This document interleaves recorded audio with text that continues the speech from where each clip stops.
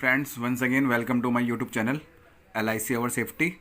आज हम बात करेंगे कि LIC की मैच्योरिटी कैसे ली जाती है, क्या प्रोसेस रहता है, क्या क्या डॉक्यूमेंट्स लगाते हैं, कितने टाइम में आपकी मैच्योरिटी आपके अकाउंट में आ जाती है। तो आज हम डिस्कस करेंगे मैच्योरिटी कैसे ली जाए LIC की। तो फ्रेंड्स, अगर आपकी भी LIC पॉलिसी और वो मैच्योर होने वाली है, हो गई है, तो ये है वो मैच्योरिटी का फॉर्म, जिसका फॉर्म नंबर है 51803825 मैच्योरिटी सर्वाइवल बेनिफिट। LIC में अगर पॉलिसी है तो ये आपका मैच्योरिटी का फॉर्म है, आपका लगेगा मैच्योरिटी फॉर्म। ठीक है। अब इसमें क्या क्या चीज़ें भरनी है मैं बता देता हूँ।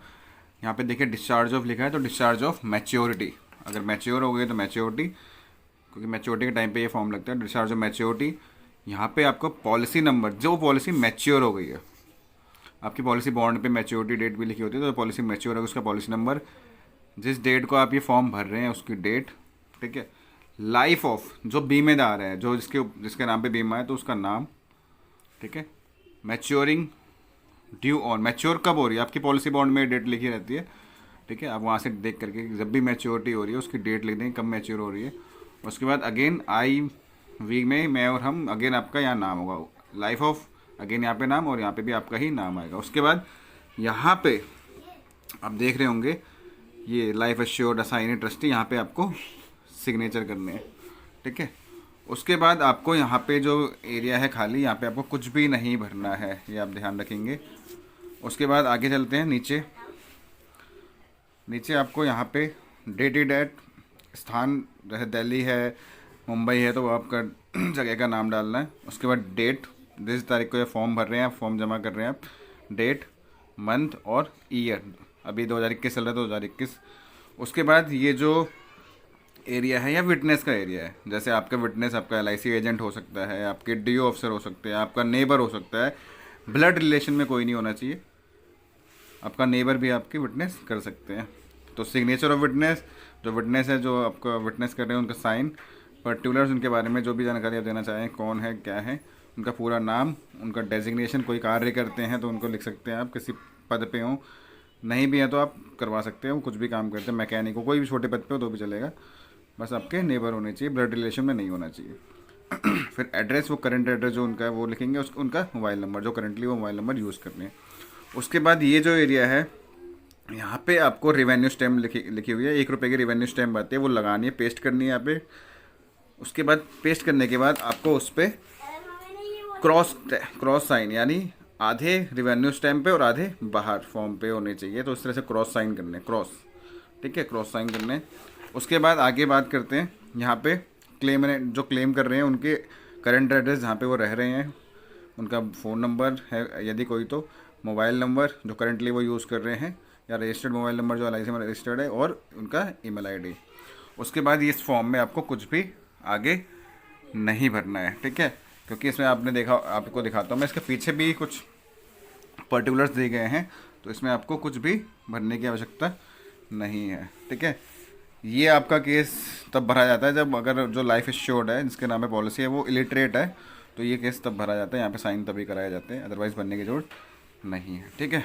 तो आपको फ्रंट ही भरना है इस मैच्योरिटी फॉर्म में। ठीक है। उसके बाद इसके साथ, क्योंकि आपने मैच्योरिटी तो होगी, मैच्योरिटी फॉर्म तो हो गया, लेकिन ये मैच्योरिटी का पैसा अकाउंट में जाता है। अब LIC ने चेक देने बंद कर दिए, तो अकाउंट में पैसा आए उसके लिए LIC का ही एक नेफ्ट फॉर्म आता है, जिसे हम national electronic fund transfer form कहते हैं। ये LIC से ही मिलता है। कई फॉर्म्स में आपका मैच्योरिटी फॉर्म में ही यहाँ पे नीचे अटैच होता है, लेकिन अगर ना मिले तो आपको सेपरेटली LIC का नेफ्ट फॉर्म दिया जाएगा। और इसको मैं बताया था, बहुत ईजी फॉर्म है, इसको ज़्यादा मुश्किल नहीं है, मैं बता देता हूँ। To the life insurance corporation of India, branch, जिस ब्रांच में पॉलिसी है उसका कोड। ठीक है। जो भी ब्रांच का कोड है वो डालना है। Receipt of policy payment through NEFT। तो यहाँ पे जो पॉलिसी जो मैच्योर होगी उसका पॉलिसी नंबर, एक से ज़्यादा है तो यहाँ लिख सकते हैं, 6 वैसे दे रखे हैं कॉलम्स। अगर जो पॉलिसी मैच्योर होगी उसका पॉलिसी नंबर, जिनके नाम पे पॉलिसी है, जो क्लेम कर रहे हैं उनका नाम, कैपिटल लेटर में, जिस बैंक में आप मैच्योरिटी का पैसा चाहते हैं, आपकी पॉलिसी जो मैच्योर हुई है उस पॉलिसी का जो पैसा आपके बैंक अकाउंट में ही आएगा, तो आपको बैंक का नाम लिखना है प्रॉपरली, बैंक का ब्रांच जो है उसका एड्रेस कहाँ पे, वो ब्रांच कहाँ पे है, अकाउंट टाइप, सेविंग, क्रेडिट, जो भी है आपका। उसके बाद अकाउंट नंबर आपको भरते हुए बहुत केयरफुली भरना है, मिसमैच नहीं होना चाहिए, आपका अकाउंट केयरफुली भरना है आपको। उसके बाद IFS कोड, जो आपके पासबुक पे या चेक पे दिया होता है। उसके बाद आपका रजिस्टर्ड मोबाइल नंबर या आप जो करंटली यूज़ कर रहे हैं, ताकि कोई भी मैसेज अगर आए तो आपको इस पर भेजा जा सके, ठीक है। उसके बाद ईमेल आईडी आप ज़रूर डालिए है तो। उसके बाद यहाँ पे आप पॉलिसी से रिलेटेड कोई एसएमएस या मैसेज रिसीव करना चाहते हैं या नहीं करते हैं, यहाँ पे येस और नो आप लिख के दे सकते हैं। उसके बाद आपको इस डिटेल्स को भरने के, बैंक की डिटेल भरने के बाद आपको प्रूफ देना पड़ेगा कि आपका जो बैंक है वो यही है। तो उसके लिए आप कैंसिल चेक, ऐसा कैंसिल चेक लगाना है जिस पर आपका नाम होना चाहिए, और कैंसिल चेक पे आपको कोई भी साइन नहीं करने हैं, ठीक है। कैंसिल चेक को कैंसिल करके वो लगाएंगे, उस कैंसिल चेक पे आपका नाम होना चाहिए।